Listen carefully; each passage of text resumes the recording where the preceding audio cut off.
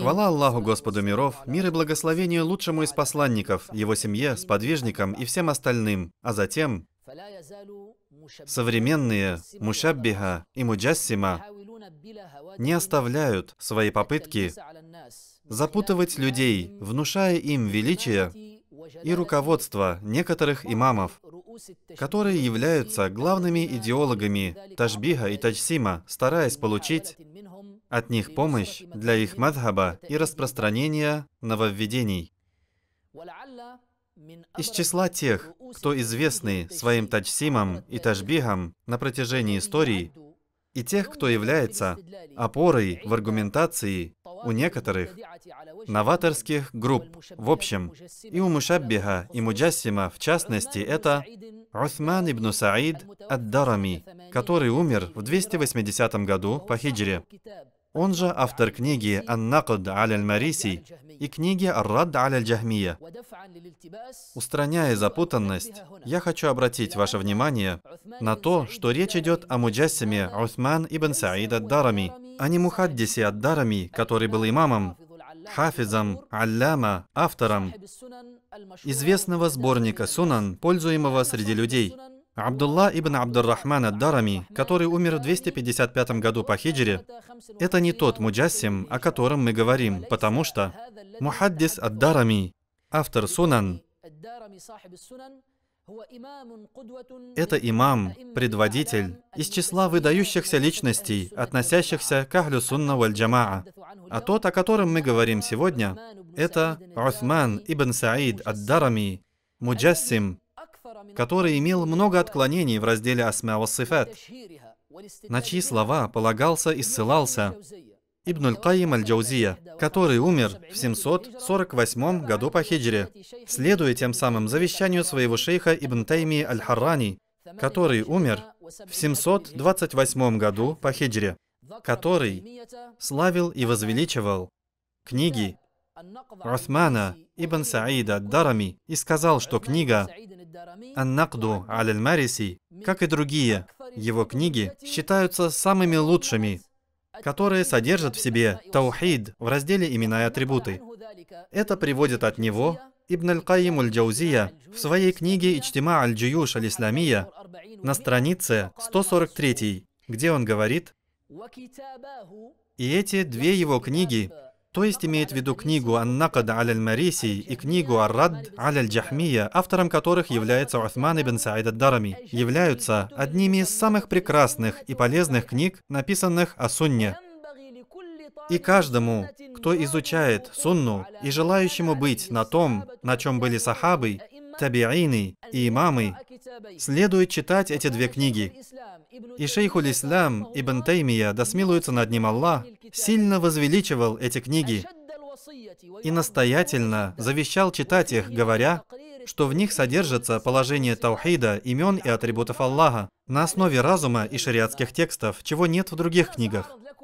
Я зачитаю вам несколько цитат, которые приведены в книге Усмана ибн Саида ад-Дарами, которая называется «Книга Ан-Накду аль-Мариси», чтобы стало ясно то, к чему призывали Ибн Таймия и Ибн аль-Кайим, которые возвышали содержание этой книги о таухиде, именах и атрибутах, чтобы всем стали ясны и очевидны антропоморфизм и уподобление у Ибн Кайима и его шейха Ибн Тайми. Вот некоторые выдержки из книги «Ан-Накд аль-Мариси» ад-Дарами. На странице 71 сказано: «Потому что живой и самодостаточный делает, что пожелает. Он двигается, когда пожелает, спускается и поднимается, когда пожелает, берет и протягивает, встает и садится, когда пожелает. Потому что разница между живым и мертвым – это движение, и каждый живой неизбежно должен двигаться». Это пример таухида, к которому призывает Ибн аль-Кайим и Ибн Таймия посредством книги Усмана ибн Саида ад-Дарами. Это их Господь, которому они поклоняются, который встает и садится, двигается, поднимается и спускается. Все эти заблуждения утверждает Уthман ибн Саид ад-Дарами в своей книге, а Ибн Таймия и Ибн аль-Кайим побуждают к ее изучению и постижению посредством нее истины. Продолжаем изучать остальные цитаты. В этой же книге «Ан-Накд аль-Мариси» ад-Дарами на странице 76 сказано: оппонент также утверждает, что у Аллаха нет границ, нет предела, нет конца. И это и есть основа, на которой Джахам ибн Сафуан построил свои заблуждения. То есть, Муджассим ад-Дарами рассматривает отрицание границ, предела, конца в отношении Аллаха Табарака ва Тааля как основу заблуждения, в которое попал Джахам ибн Сафуан. То есть, Уthман ибн Саид ад-Дарами устанавливает теорию доказательства границ и пределов в отношении Всевышнего Аллаха. И об этом он ясно говорит на той же странице, где он говорит: и у Аллаха есть границы, о которых никто не знает, кроме Него, и никому не дозволено представлять эти границы. Однако необходимо верить в границы, а знание об этом оставить Аллаху. И у Его места есть границы, и Он над Своим аршем, над небесами, и это две границы. Также из удивительных противоречий то, что Уthман ибн Саид ад-Дарами утверждает границы и предел в отношении Аллаха. А современные муджассима поддерживают эти слова, апеллируют ими, берут их во внимание, исповедуют содержимое этой книги, печатают и распространяют ее. И в то же время они возвеличивают имама ат-Тахави, считают, что содержимое книги Аль-Акида ат-Тахавия укрепляет их мадхаб, а не мадхаб Ахлю Сунна валь Джамаа. Несмотря на то, что имам ат-Тахави говорит в ат-Тахавия четко и предельно ясно. Он превыше того, чтобы иметь границы и пределы, части, конечности или органы. Он не находится в 6 сторонах света, в отличие от всех творений. Таким образом, имам ат-Тахави отрицает в отношении Аллаха границы и пределы, говоря, он превыше того, чтобы иметь границы и пределы. Тогда как Уthман ибн Саид ад-Дарами утверждает в отношении Аллаха границы и пределы, считая, что всякий, кто не подтверждает это, является джахмитом. Получается, что ваххабиты разделяют убеждения Уthмана ибн Саида ад-Дарами и параллельно этому принимают убеждения имама ат-Тахави, который умер в 321 году по хиджре. Продолжим цитировать слова явного ташбиха и таджсима из книги Уthмана ибн Саида ад-Дарами «Ан-Накд аль-Мариси». На странице 79, говоря об Адаме, алейхиссалям, он сказал: «И сотворил Адама, касаясь своей рукой». То есть, Всевышний Аллах сотворил Адама своей рукой, прикасался к Адаму рукой в буквальном смысле слова. То есть, сотворил его, касаясь земли непосредственно рукой. То есть, совершил акт его творения прикосновением, а это противоречит убеждениям Ахлю Сунна валь Джамаа.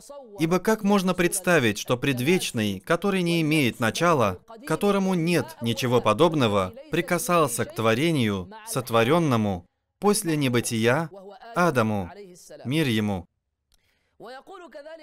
На странице 165 он говорит, обращаясь к Бишру аль-Мариси, которого он опровергает в этой книге, он говорит: «А твои слова, что Аллах не отделен от своих творений отдалением и расстоянием, является ложью, и ты сбился с истинного пути». И обратите внимание, что он говорит дальше.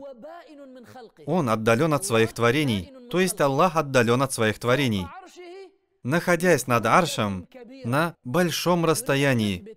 Тем самым он хочет утвердить, что Аллах занимает место, и его место физически отдалено от творений на большом расстоянии, которое можно измерить, и что между ними большое расстояние. Далее он говорит, и 7 небес находятся между ним и его творениями, которые живут на земле. Также он говорит на странице 173. И если бы он пожелал, то есть, если бы Аллах пожелал, то он смог бы утвердиться на спинке комара, стал бы особенным, выделенным Божьим могуществом и утонченной божественностью. Так что же говорить о великом троне? То есть, Усман ибн Саид ад-Дарами этими словами подводит к тому, что если Аллах может утвердиться на спине комара, то в чем проблема утвердиться на арше? И он не принимает отрицание этого. Посмотрите, какие выражения он использует. Куда делось правило, о котором они трезвонят? Мы не утверждаем в отношении Аллаха ничего, кроме того, что утвердил сам Аллах, и не отрицаем ничего, кроме того, что отрицает Он сам.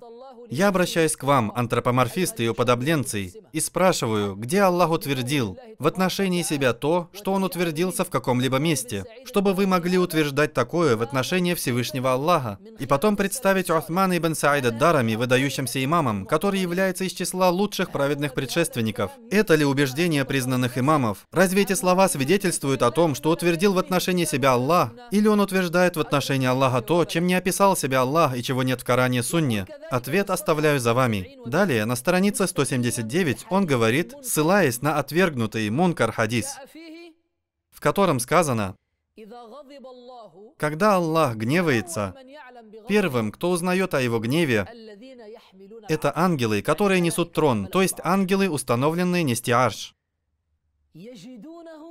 Они узнают об этом от тяжести, которую ощущают. То есть этим отвергнутым хадисом он утверждает, что когда Всевышний Аллах гневается, то носители арша узнают о его гневе от того, что тяжесть увеличивается для них. То есть тут утверждается тяжесть Аллаха над троном.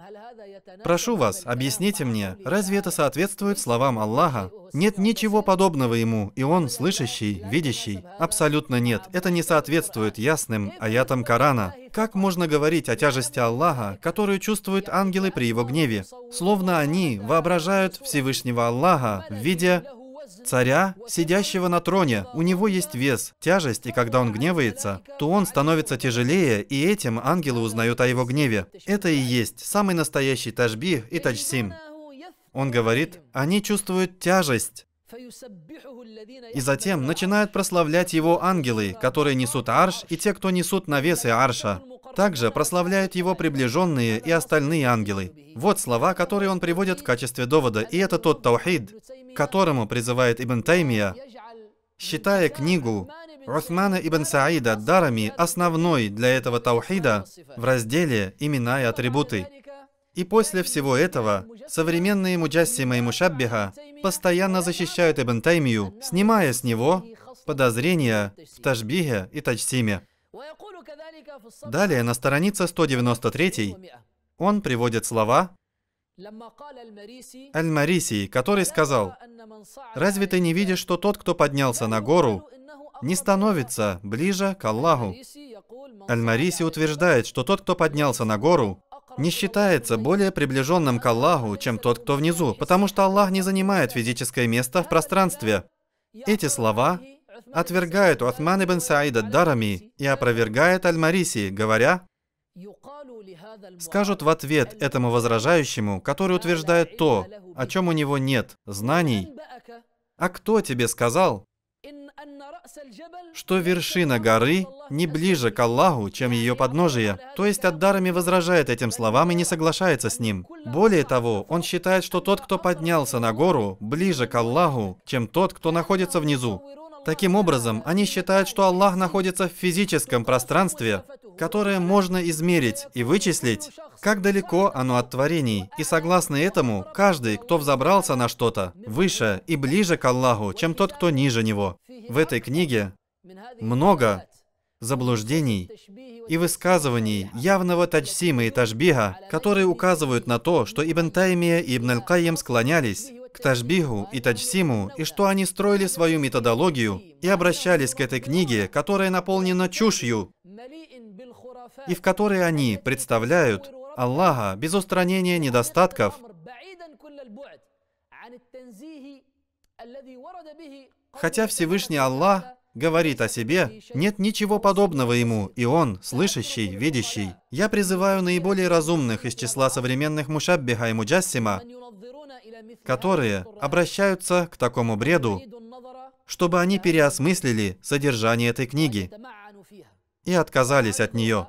Пусть они сопоставят эти слова с достоверными шариатскими текстами и однозначными доводами разума, и пусть сами потом сделают выводы.